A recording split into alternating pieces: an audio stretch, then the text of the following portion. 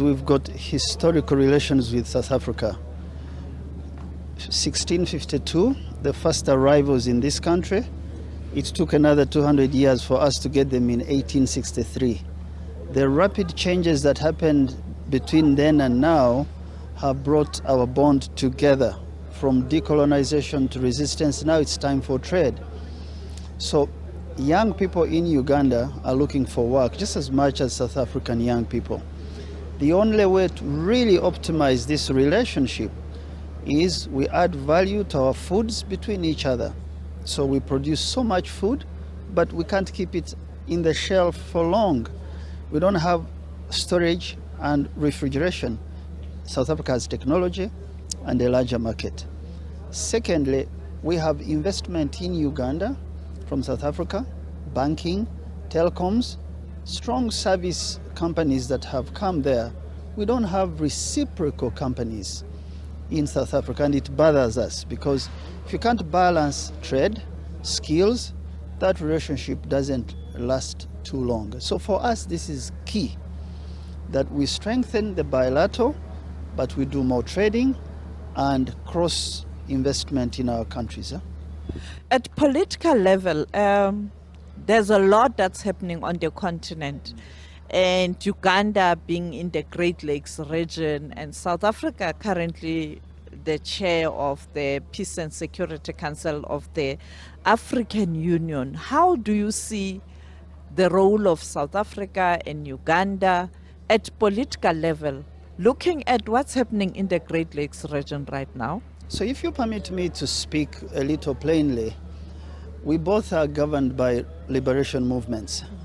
And liberation movements have a way they see the world.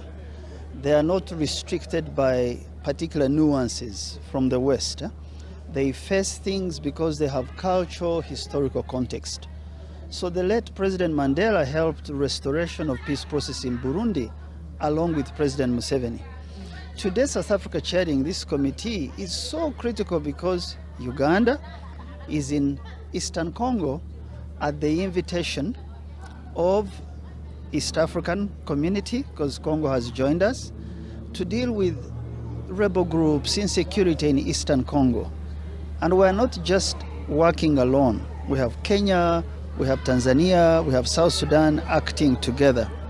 Adding a South African capacity and voice at this time is very critical. But let me also tell you, beyond security and politics, Uganda is opening roads in Eastern Congo, because to trade is to create jobs, is to end insecurity. So parts where rebels would hide, trucks of food are going inside.